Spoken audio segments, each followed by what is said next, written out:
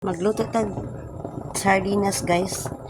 Kay nag-craving ko sardinas kay kada tan-aw na ko sa Facebook na lagi nagluto sardinas tapos limingaw na sab kong sardinas Butangan na natong mantika atong kawali kay medyo init na kaya na siya. Mamangkit na sa kainit. Butang na to ang atong sibuyas. Diba? Isagit na ang kaha sa init. Sunod na to ang atong ahos. Kailangan na to. Kaya mo ramang naglupad-lupad na sa kuan ang kayo. Hindi na siya makuan. Na-hold. So, mauni atong sardinas guys. Di na ko ipakita ang bad kay delikado. So, nakita na ko yung grocery. Pag grocery na ako, ay na ibilin dito sa may counter banday ko.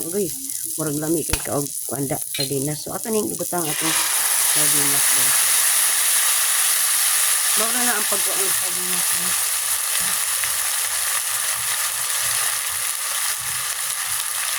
So, atong butangan og sabaw. Kay magsinabaw ta, magmiswa.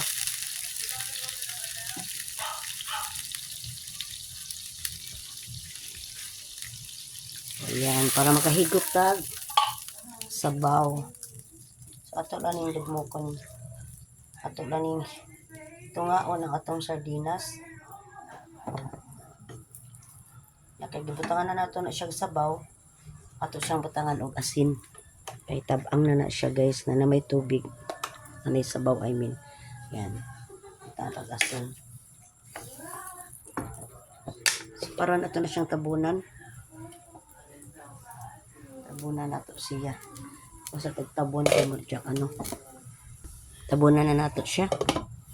Pabukalon sa nato una nato siya butangan og miswa. Mao ning miswa guys o tong ibutang duha lang ka pa kay gamay raman ng sardinas o saraman kalata. Para na igulay butangan nato gulay ang atong miswa sardinas. So nibukal na atong ablihan atong kilawan ang atong sabaw. Sakto din siya sa lasa. So ibutang na nato ating gulay. Bali ang iyang sa tumoy bitaw kay medyo gahi-gahi pa man na. And next, ibutang na natin yung atong miswa. Kinsa nakakilaw dalag miswa kaway-kaway. Lamigid ang sardinas guys kung may miswa sinabaw.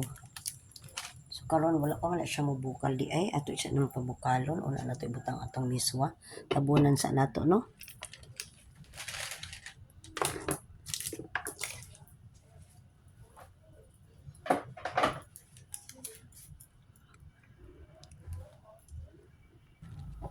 So karon ato nang ibutang atong miswa. Ayan, duha lang ni siya kapak guys. Kay kuan man siya. Tapos ibutang nato ang atong dahon. O diba? May ulam na ta. Tipid kaayo ni siya guys. Kay ang pilara ang sardinas tag 21 lang.